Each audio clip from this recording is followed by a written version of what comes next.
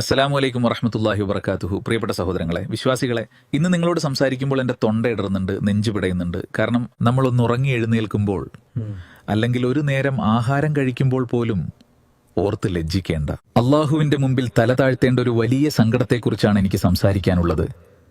നിങ്ങൾ ഓരോരുത്തരും സഗൗരവം ഇത് കേൾക്കണം. കഴിഞ്ഞ ദിവസം സോഷ്യൽ മീഡിയയിൽ ഒരു പരസ്യം കണ്ടു. നമ്മുടെ നാട്ടിൽ പണിയെടുക്കുന്ന അതിഥി തൊഴിലാളികളുടെ ദിവസക്കൂലിയാണത്. ഒരു മേസ്തരിക്ക് ദിവസം 1150 രൂപ, ഒരു ഹെൽപ്പർക്ക് 950 രൂപ.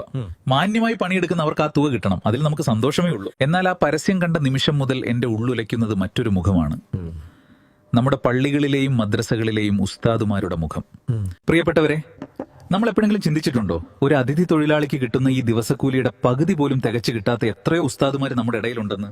മുത്തുനബി പരിചയപ്പെടുത്തിയത് പണ്ഡിതന്മാർ പ്രവാചകന്മാരുടെ അനന്തരാവകാശികളാണ് എന്നാണ്.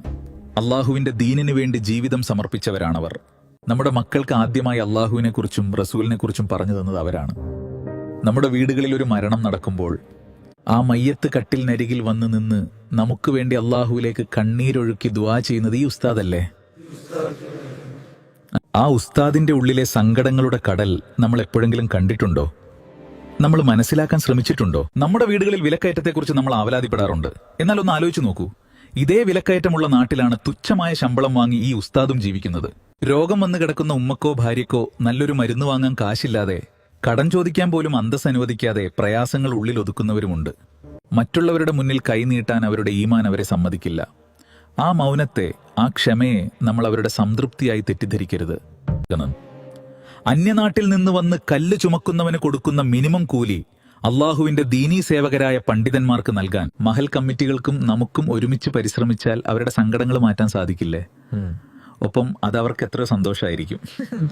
ഇനിയൊരു ഉസ്താദും തന്റെ കുട്ടിയുടെ സ്കൂൾ ഫീസ് അടക്കാൻ കാശില്ലാതെ സങ്കടപ്പെടരുത്. ഒരു ഉസ്താദിന്റെ മകളും മരുന്നില്ലാതെ കിടക്കരുത്. ഈ അവസ്ഥയ്ക്ക് മാറ്റം വരുത്താൻ നമ്മൾ തയ്യാറാകണം. നമ്മുടെ മഹല്ലുകളിൽ ഉസ്താദുമാരുടെ ശമ്പളം പുതുക്കി നിശ്ചയിക്കാൻ നമുക്ക് പരിശ്രമിക്കാം. ഇൻഷാ അല്ലാഹ്.